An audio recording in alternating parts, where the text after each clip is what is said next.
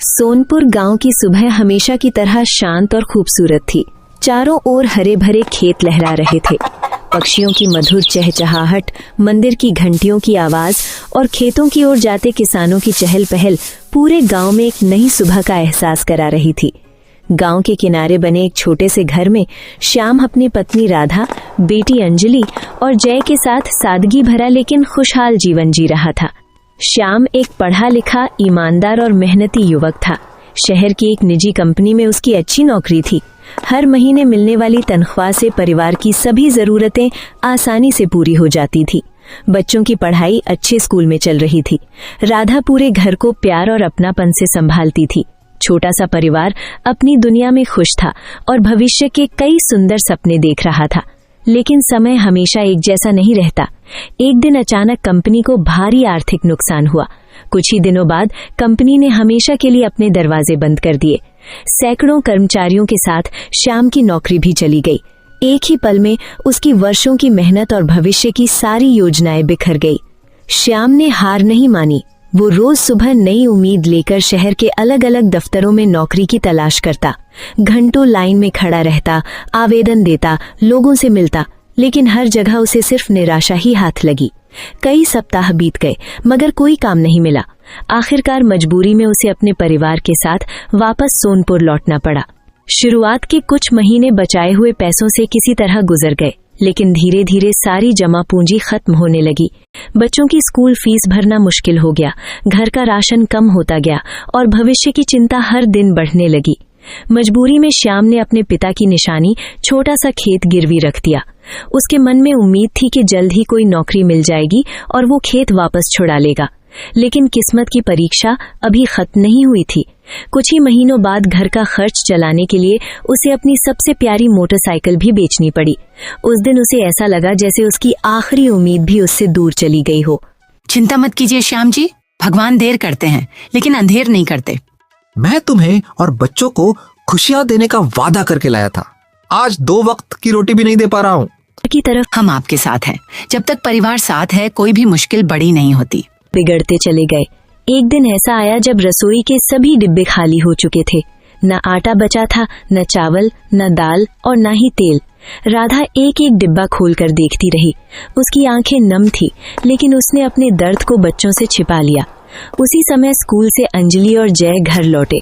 दोनों पूरे दिन की पढ़ाई के बाद भूखे थे। वे मासूम उम्मीद के साथ रसोई की ओर दौड़े, लेकिन राधा के पास उन्हें खिलाने के लिए कुछ भी नहीं था। मम्मी, बहुत भूख लगी है। आज खाने में क्या बना है? मम्मी, सुबह से कुछ नहीं खाया, बहुत भूख लगी है। बस बेटा, थोड़ा इंतजार करो, मैं कुछ करती हूँ। बाहर आंगन में बैठा श्याम ये सब अपनी आंखों से देख रहा था। अपने बच्चों की भूख और पत्नी की मजबूरी देखकर उसका दिल टूट चुका था। उसे लगने लगा कि वो एक असफल पिता और असफल पति है। पूरी रात वो आंगन में बैठा आसमान की ओर देखता रहा। उसकी आंखों से आंसू लगातार बहते रहे। दूर बहती नदी की आवाज उसे बार बार अपनी ओर बुलाती हुई महसूस हो रही थी। उसे बिल्कुल भी अंदाजा नहीं था कि अगली सुबह वो अपनी जिंदगी का सबसे कठिन और सबसे बड़ा फैसला लेने वाला है। उस रात शाम की आंखों में बिल्कुल भी नींद नहीं थी।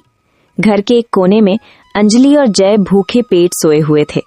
राधा बच्चों को सीने से लगाए लेटी थी, लेकिन उसकी आंखों से भी आंसू लगातार बह रहे थे। पूरे घर में सन्नाटा था और सिर्फ घड़ी की टिक टिक सुनाई दे रही थी। आंगन में बैठा श्याम आसमान की ओर देख रहा था। उसे लग रहा था कि वो अपने परिवार के लिए बोझ बन गया है। कभी जिस इंसान के हाथ में अच्छी नौकरी थी, आज वही अपने बच्चों को 2 वक्त की रोटी भी नहीं दे पा रहा था। निराशा उसके मन पर पूरी तरह हावी हो चुकी थी। रात धीरे धीरे बीत गई। सूरज निकलने से पहले ही श्याम चुपचाप घर से निकल पड़ा। उसने एक बार मुड़कर अपने घर को देखा और भारी कदमों से नदी की ओर चल दिया। रास्ते में वही खेत दिखाई दिए जिन्हें उसने कुछ महीने पहले मजबूरी में गिरवी रख दिया था। आगे बढ़ते हुए उसे वो जगह भी दिखाई दी जहां कभी उसकी मोटरसाइकिल खड़ी रहती थी। हर कदम उसके बीते हुए सुखद दिनों की याद दिला रहा था। चलते चलते वो नदी किनारे पहुंच गया। सुबह की ठंडी हवा बह रही थी। नदी का शांत पानी उसकी बेचैन आंखों में उतर रहा था। वो लंबे समय तक नदी को निहारता रहा। उसके मन में निराशा और असहायता का तूफान चल रहा था। धीरे धीरे वो नदी के बिल्कुल किनारे भी अचानक उसकी आंखों के सामने अंजलि, जय और राधा के मुस्कुराते चेहरे घूमने लगे। उसे अपने बच्चों की मासूमियत और पत्नी का अटूट विश्वास याद आने लगा। उसके कदम वहीं रुक गए, उसका शरीर कांपने लगा और वो पीछे हट गया। पास खड़े एक पुराने बरगद के पेड़ के नीचे बैठकर वो फूट फूट कर रोने लगा। वर्षों का दर्द, असफलता और मजबूरी उसके आंसुओं के साथ बाहर निकल रही थी। कुछ देर बाद उसके मन में एक सवाल उठा, अगर वो चला गया तो उसके परिवार का क्या होगा? यही सोच उसके अंदर फिर से जीने की एक छोटी सी उम्मीद जगाने लगी। कुछ देर बाद श्याम भारी कदमों से वापस अपने घर लौट आया। घर पहुंचते ही राधा ने उसके चेहरे की हालत देखकर समझ लिया कि वो बहुत बड़ी मानसिक लड़ाई लड़कर आया है। उसने बिना कुछ कहे श्याम का हाथ थाम लिया और उसे हिम्मत दी। राधा ने उसे समझाया कि श्याम जी, क्या बात है, आपकी आंखें इतनी लाल क्यों हैं? आज मैं नदी पर अपनी जान देने गया था, लेकिन तुम लोगों का चेहरा याद आ गया। अगर आप हार मान लेंगे तो हमारा परिवार भी टूट जाएगा, लेकिन अगर हम साथ रहेंगे तो कोई भी मुश्किल हमें हरा नहीं सकती है। फिर उसने नदी किनारे एक छोटा सा मछली फ्राई का ठेला लगाने का सुझाव दिया। हमारे पास नौकरी नहीं है, लेकिन मेहनत करने वाले हाथ तो हैं। सोनपुर की नदी पर हर दिन बहुत लोग आते हैं, क्यों ना हम वहीं एक छोटा सा मछली फ्राई का ठेला लगा लें। बात सुनकर श्याम के मन में कई दिनों बाद उम्मीद की एक नई किरण जगी। उसे महसूस हुआ कि शायद भगवान ने उसके लिए अभी भी एक नया रास्ता बचा कर रखा है। उस शाम दोनों ने मिलकर अपनी नई शुरुआत की योजना बनाई। उनके पास पैसे बहुत कम थे, लेकिन हिम्मत, मेहनत और एक दूसरे का साथ सबसे बड़ी पूंजी थी। उन्हें नहीं पता था कि अगले दिन नदी किनारे लगने वाला उनका छोटा सा मछली फ्राई का ठेला एक दिन पूरे सोनपुर की पहचान बन जाएगा। घर में जो थोड़े बहुत पैसे बचे थे और कुछ उधार लेकर उन्होंने मछली, मसाले, तेल और एक छोटा सा स्टोव खरीदा। राधा ने अपनी माँ से सीखी हुई खास मसाले की रेसिपी तैयार की। उसने ताज़ा लहसुन, अदरक, धनिया, लाल मिर्च और कई देसी मसालों को पीसकर एक ऐसा मिश्रण बनाया जिसकी खुशबू पूरे घर में फैल गई। श्याम ने गांव के बढ़ई से पुरानी लकड़ियों का एक छोटा सा ठेला बनवाया। उसने अपने हाथों से उस पर एक बोर्ड लगाया जिस पर लिखा था, श्याम फिश फ्राई सेंटर। सुबह दोनों ठेला लेकर सोनपुर नदी के किनारे पहुंचे। वहां रोज मछुआरे, किसान, यात्री और आसपास के गांव के लोग आते जाते थे। राधा ने चूल्हा जलाया। श्याम ने पहली मछली को मसालों में लपेटकर गर्म तेल में डाला। कुछ ही देर में ताजी मछली और देसी मसालों की खुशबू हवा में फैलने लगी। लोग उस खुशबू की तरफ देखने लगे, लेकिन हर कोई उनकी मेहनत की कद्र करने वाला नहीं था। कुछ गांव वाले खड़े होकर उनका मजाक उड़ाने लगे। अजय श्याम की ओर देखकर हंसने लगा। उसने पढ़ाई के बाद नदी किनारे मछली बेचने का मजाक उड़ाया और आसपास खड़े लोग भी उसकी बात पर हंस पड़े। श्याम किसी की बात अरे देखो, शहर में नौकरी करने वाला श्याम अब नदी किनारे मछली बेच रहा है, और उसे विश्वास दिलाती रही कि मेहनत करने वाला कभी छोटा नहीं होता। इतनी पढ़ाई करके आखिर यही काम करना था? बात का जवाब दिए बिना चुपचाप अपना काम करता रहा। राधा मुस्कुराकर श्याम का हौसला बढ़ाती रही और उसे विश्वास दिलाती रही कि मेहनत करने वाला कभी छोटा नहीं होता। कुछ ही देर बाद सोनपुर के बुजुर्ग मनोहर काका वहां पहुंचे। पहला निवाला खाते ही उनके चेहरे पर संतोष और खुशी साफ दिखाई देने लगी। मनोहर स्वाद से बेहद प्रभावित हुए और श्याम की मेहनत की दिल से सराहना की। उनकी प्रशंसा सुनकर आसपास खड़े लोगों का भी विश्वास बढ़ गया। वाह बेटा, ऐसा स्वाद तो मैंने वर्षों बाद चखा है। भगवान तुम्हारी मेहनत जरूर रंग लाएगा। धीरे धीरे और लोग ठेले पर आने लगे। पहले 5 प्लेट बिकी, फिर 10 प्लेट। दोपहर तक ठेले पर अच्छी खासी भीड़ लग गई। शाम होने तक सारी मछलियां बिक चुकी थी। श्याम ने दिन भर की कमाई गिनी। रकम बहुत बड़ी नहीं थी, लेकिन कई महीनों बाद उसके चेहरे पर सच्ची मुस्कान लौट आई थी। घर लौटते समय अंजलि और जय खुशी से अपने माता पिता के पास दौड़ कर आए। जय उत्सुकता से अपने पिता की ओर देखने लगा और दिन भर की बिक्री के बारे में जानना चाहता था। पापा, आज सारी मछली बिक गई? श्याम मुस्कुराते हुए पहली मेहनत की कमाई की खुशी अपने बच्चों के साथ साझा करने लगा। उस रात कई दिनों बाद श्याम के घर का चूल्हा जला। राधा ने गर्म गर्म खाना बनाया। पूरा परिवार एक साथ बैठकर भोजन करने लगा। भोजन साधारण था, लेकिन उसमें मेहनत की मिठास और उम्मीद का स्वाद घुला हुआ था। उस रात श्याम ने मन ही मन संकल्प लिया कि अब चाहे कितनी भी मुश्किल आए, वो कभी हार नहीं मानेगा। उसे नहीं पता था कि ये तो उसकी सफलता की केवल पहली सीढ़ी थी। सोनपुर में उसकी मछली फ्राई की खुशबू अब धीरे धीरे दूर दूर तक फैलने लगी थी।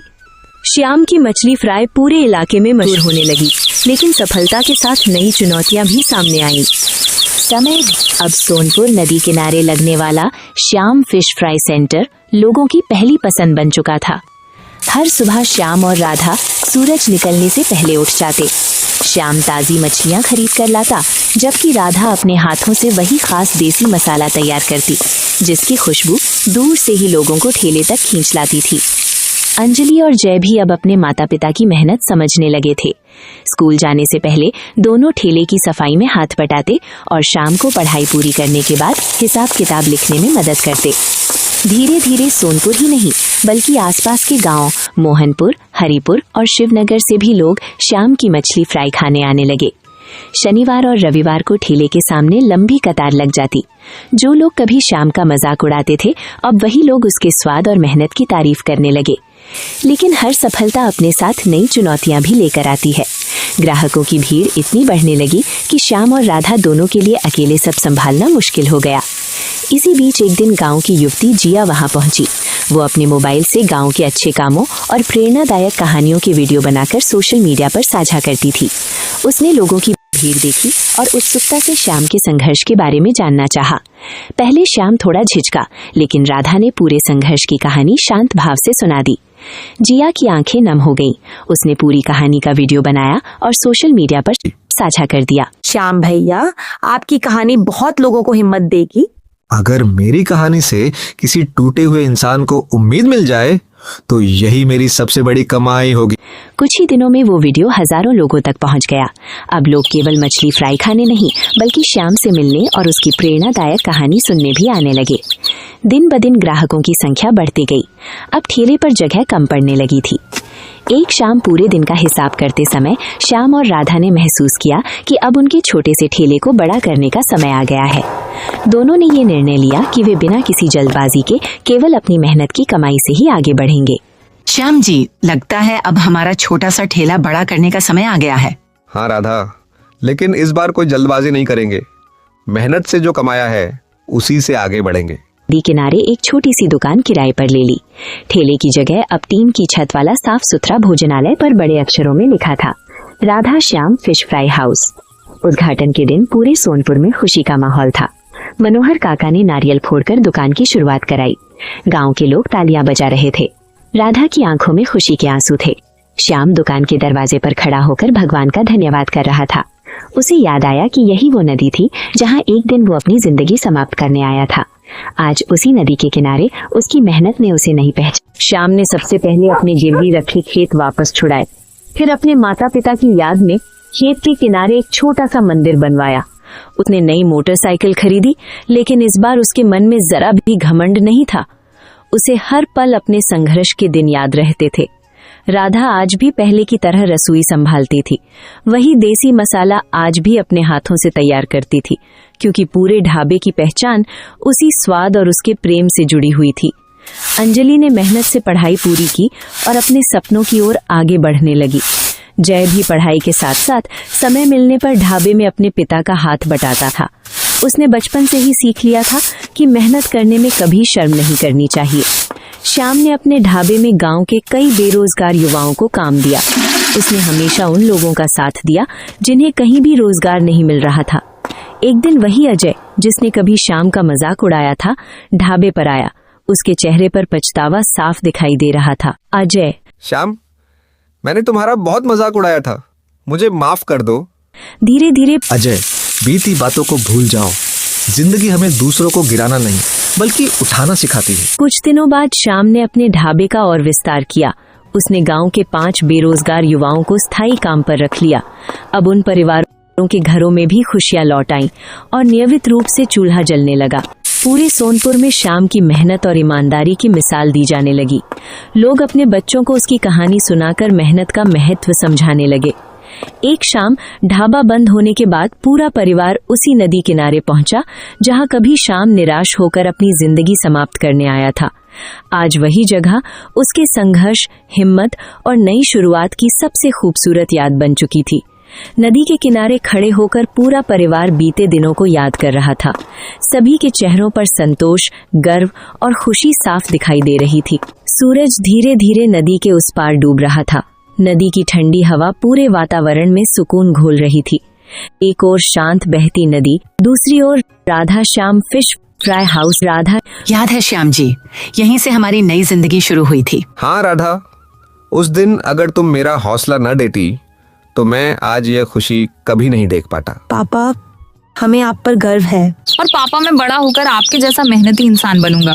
हर लगी ग्राहकों की लंबी कतार और बीच में मुस्कुराता हुआ एक परिवार जिसने हर कठिनाई का सामना और परिवार का साथ हमेशा इंसान को आगे बढ़ाता है। कोई भी काम छोटा नहीं होता। जो व्यक्ति ईमानदारी से मेहनत करता है, एक दिन सफलता उसके कदम जरूर चूमती है।